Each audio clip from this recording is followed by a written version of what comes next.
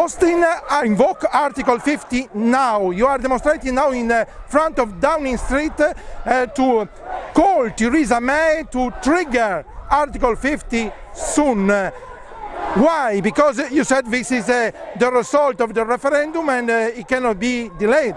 Absolutely. I mean, it was a democratic election.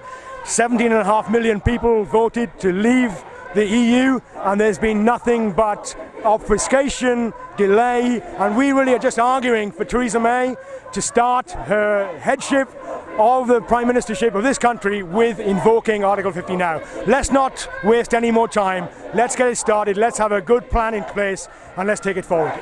But most of the politicians were the forefront of Brexit. I mean Michael Gove and Nigel Farage and Boris Johnson. They did not take the lead of the country to implement Brexit. Why?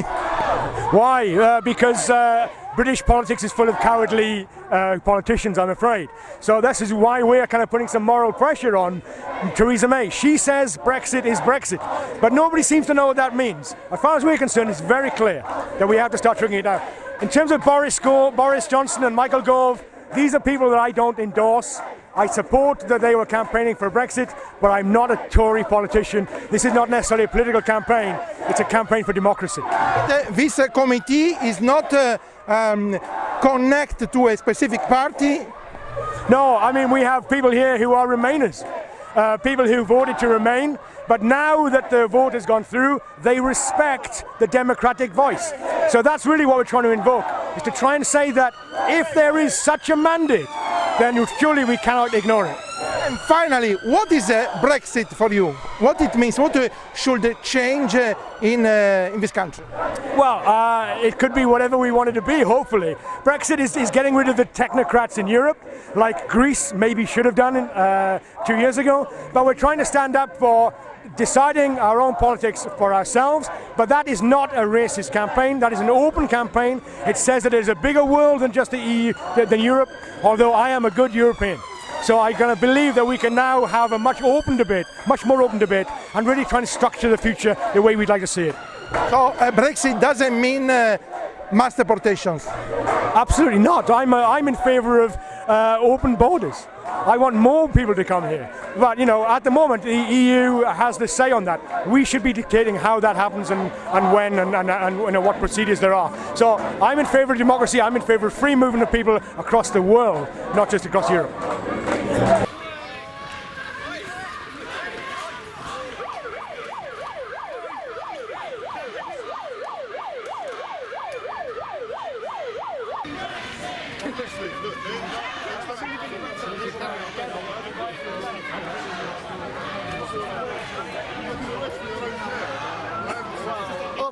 Charlie Peters, you are a student, you are demonstrating now to implement Brexit. You are calling Theresa May to respect what is the result of the vote of the referendum. What do you expect as a young British man from the Brexit?